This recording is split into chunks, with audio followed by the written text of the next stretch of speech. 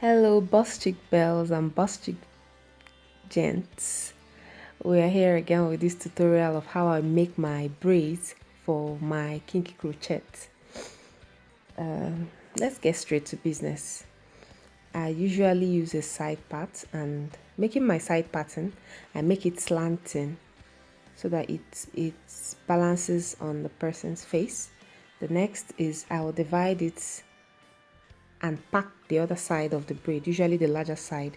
I'm making that corner part. That's the most important, I would say, is the most important braid for me, because that's what shapes my braids.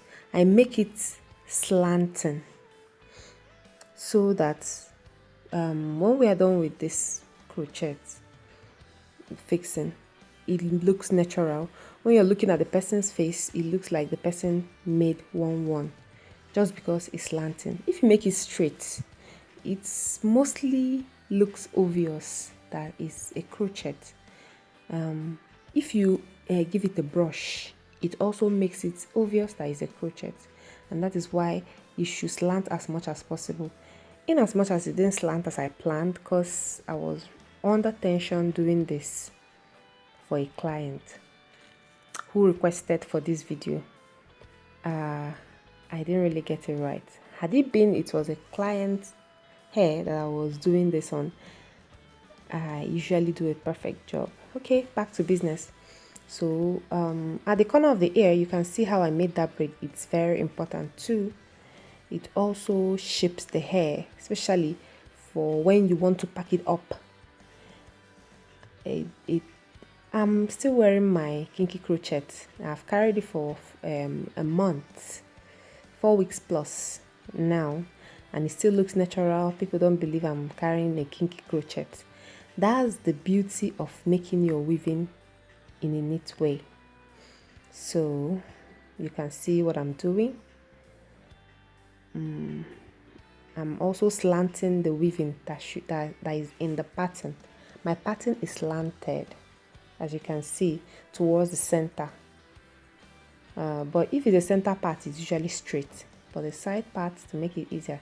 So I'm at the corner again. You can see I'm motioning how I determine how to get that part. It's more like I'm dividing that particular section into two.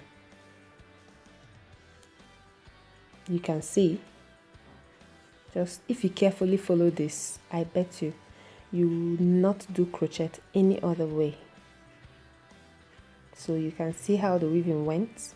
So when the person lets the hair fly, it looks like it's one.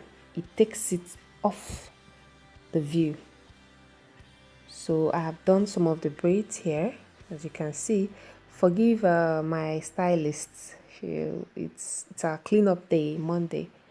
So that's why she's there and we couldn't wait. Okay, you can see the direction of the corner of the ear. That's the way it goes. It's also very important. So you follow the weaving according to your pattern. So now we are at the back of the ear. This also determines the direction of the ones behind the ear, because you can see 1, 2, 3 and 4 at that corner. You know, there's something about that, the corner.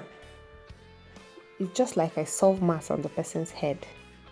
This is mostly for professionals, people that are already into the business of hair making, because if you're an amateur, you can actually do this if you are a fast learner, but professionals are already in the business. Now here I'm done with all the weaving, the tiny weaving, and I'm now making the bold braids. I did not cut out any extra hair. This is just me weaving together those side braids, the tiny braids, putting them together, the one at the side. Now it's easier if you want to weave this. It's better for you to loosen the extra weave you've made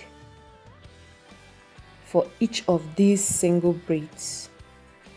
I hope you understand. If you do that, it makes your weaving neat.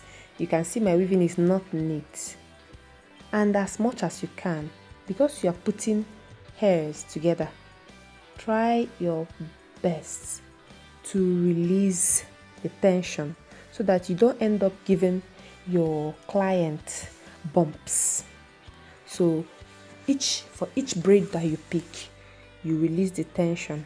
I will show you when I get down to the back of this weaving. So you can see here I put 2 tiny braids together. Okay, see where I'm releasing tension at the back. I'm trying to release tension so that I don't give my client a bump on the hair. That can be a pain in the ass. Sorry for that word. Okay, so you can see now why I said this is mostly technical, it's mostly for professionals, is because if you are still learning, it may be difficult for you to coordinate. You may get confused at some point. So this is another weaving. You can see I'm loosening the extra braiding I made on that tiny weave. Now because I'm going to join another one, I'm starting, it's far ahead of the second one I'm going to join. So I'm starting the weaving by itself and I'll get to the level of the other one. I'm not packing the two together. Good. You can see how I put it inside. Okay, and I'll now continue the weaving down. So that's how it goes throughout. That's how it goes. Because if I pack them together, they are not at the same level, they're not of the same angle. So here I'm trying to show how I fixed the one at the back. Yes. So for me not to put tension and give my client a bump, I continue my weaving down towards that one, and then when I'm putting it, I release the tension a little and I try to balance it so that it will not dangle and be loose. It's not when you fix your crochet it will fall off. So on this side, it was just a calculated attempt to make sure that everything enters into a weave. So that is just it. You can closely look at the weaving. I know it makes sense and I hope it's helpful. That's when you want to make your crochets, you make a beautiful neat weaving like this. It gives you flexibility. It does not restrict you. Not only one style every time. You can pack it up, you can fly it, you can put it on that side, and that's it. Thank you very much for your usual audience, and see you next time, and Merry Xmas in advance, people.